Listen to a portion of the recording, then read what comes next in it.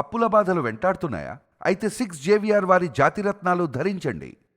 నమస్తే, welcome to మనం TV. Ahmedabad విమాన ప్రమాదం జరిగిన తర్వాత అందరూ సీట్ నెంబర్ 11A గురించే చర్చ జరుగుతుంది. ఎందుకంటే ఆ ప్రమాదంలో 242 మంది ప్రయాణం చేస్తే 241 మంది మంటల్లో కాలి బూడిదైపోయారు. 11A సీటు అక్కడ కూర్చున్న వ్యక్తి ఎవరైతే ఉన్నారో విశ్వాస్ కుమార్ రమేష్, 40 సంవత్సరాల వ్యక్తి, అతను మాత్రమే సేఫ్గా బయటపడ్డాడు. గతంలో 10 సంవత్సరాల క్రితం కూడా ఇదే విధంగా జరిగింది. ఒక విమానం కూలిపోయినప్పుడు అదే సీట్ నెంబర్ 11Aలో కూర్చున్నటువంటి వ్యక్తే సేఫ్గా బయటపడ్డాడు. సో విమాన ప్రయాణంలో ప్రయాణించేటప్పుడు 11A అనేది అత్యంత సురక్షితం అనే చర్చ ప్రస్తుతం జరుగుతోంది. అయితే ఇప్పుడు ఒక వార్త సోషల్ మీడియాలో తెగ హల్చల్ చేస్తోంది. ఎందుకంటే 12 సంవత్సరాల క్రితం ఒక ప్రయోగం జరిగింది. ఒక డాక్యుమెంటరీ తీశారు.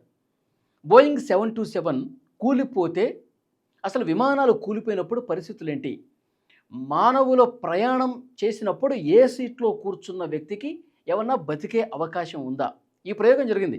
ఛానల్ 4 డ్రాగన్ అనే ఒక టెలివిజన్ సంస్థ ఈ డాక్యుమెంటరీని 13 కోట్ల రూపాయలు ఖర్చు పెట్టి తీసింది. మీరు స్క్రీన్లో కూడా ఒకవైపు చూడొచ్చు. ఆ విమానం టేక్ ఆఫ్ అయిన తర్వాత 2500 కిలోమీటర్లకు వెళ్ళిన తర్వాత వెనకాల ఒక చిన్నపాటి విమానంలో రిమోట్ కంట్రోల్తో దాన్ని కూల్చేశాడు. అందులో విమానం నడిపినటువంటి వ్యక్తి 2500 కిలోమీటర్లు పైకి వెళ్ళిన తర్వాత అక్కడి నుంచి పారాచూట్ సాయంతో కిందికి దిగేశాడు.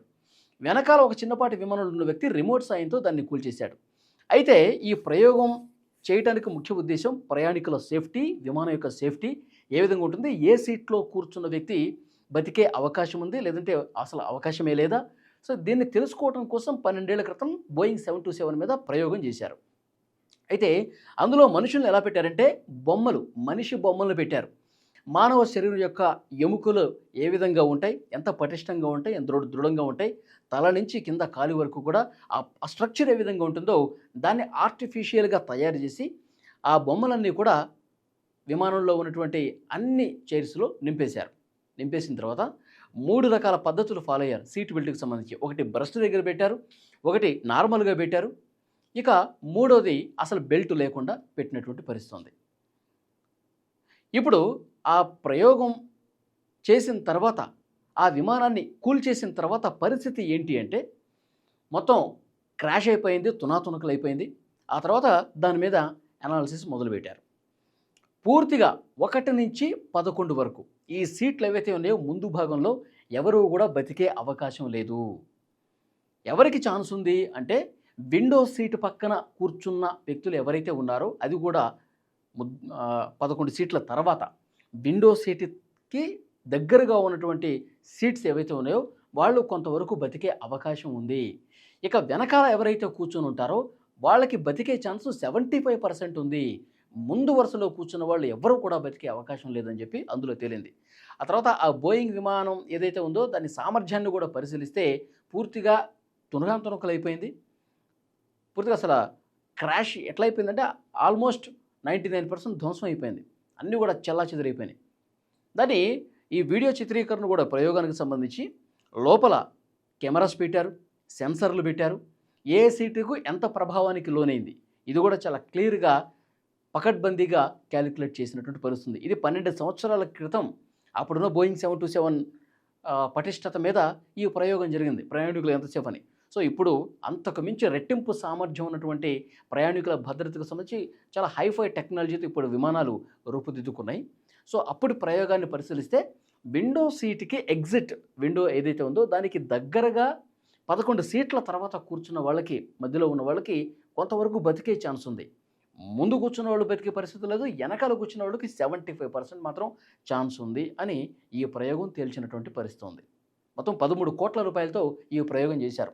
ఇప్పుడు ఎందుకంటే ఈ ప్రయోగానికి సంబంధించిన సమాచారం ఇప్పుడు ఎందుకు వైరల్ అవుతుందంటే, నేను ఇంతకుముందు చెప్పినట్టు 11A సీట్ నెంబర్లో కూర్చున్నటువంటి విశ్వాస్ కుమార్ రమేష్ బతికినటువంటి నేపథ్యంలో ఒక్కళ్ళే విమాన ప్రయాణం చేయాలి అనుకున్నప్పుడు 11A సీట్ను ప్రిఫర్ చేసుకోండి అని చెప్పి పెద్ద ఎత్తున చర్చ జరుగుతుంది.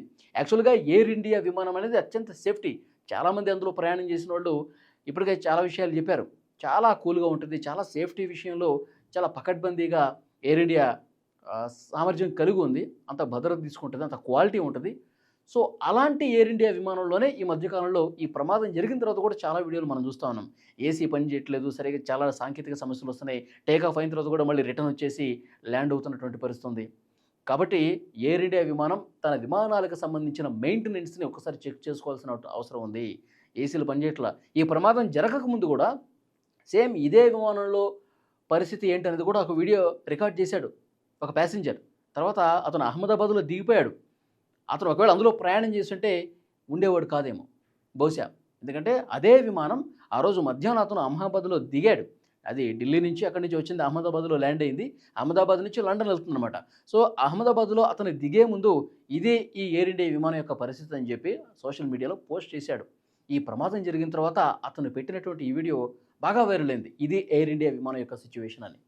సో డెఫినెట్‌గా చర్చ జరుగుతుంది. ఏ సీటు భద్రతగా ఉంటుంది, ఏ సీట్‌లో కూర్చుంటే మనం సేఫ్, దీని మీద చర్చ జరుగుతున్న నేపథ్యంలో 12 ఏళ్ల క్రితం జరిగిన ఈ డాక్యుమెంటరీ, ఈ ఎక్స్పెరిమెంట్‌కి సంబంధించిన సమాచారం కూడా ప్రస్తుతం సోషల్ మీడియాలో హల్చల్ చేస్తుంది.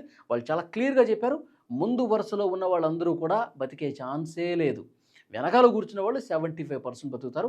ఎగ్జిట్ విండోకి దగ్గరగా కూర్చున్న వాళ్ళకి మాత్రమే కొంత ఛాన్స్ ఉంది. వాళ్ళకి ఎలాంటి గాయాలు కాకుండా కూడా బయటపడే ఛాన్స్ ఉంది అని చెప్తున్నారు. ఓన్లీ క్రాష్ చేశారండి. రిమోట్ సాయంతో ఒక ఓపెన్ ల్యాండ్‌లో, అది ఎడారి కావచ్చు, సమ్ ఓపెన్ ల్యాండ్ మీరు స్క్రీన్ మీద చూడొచ్చు. ఒక్కసారిగా క్రాష్ చేసేశారు. చాలా బలంగా గుద్దుకుంది. క్రాష్ అయిపోయింది. ముక్కలు ముక్కలైపోయింది. అది ఈ ప్రయోగం చేయడానికి ఉద్దేశం అది. మొత్తం ప్రయాణికుల భద్రతకు సంబంధించిన అప్పట్లోనే 12 ఏళ్ల క్రితం ఈ డాక్యుమెంటరీ తీశారు. ఈ ప్రమాదం జరిగింది కాబట్టి ప్రస్తుతం ఈ డాక్యుమెంటరీ మీద కూడా చర్చ నడుస్తోంది ప్రెజెంట్.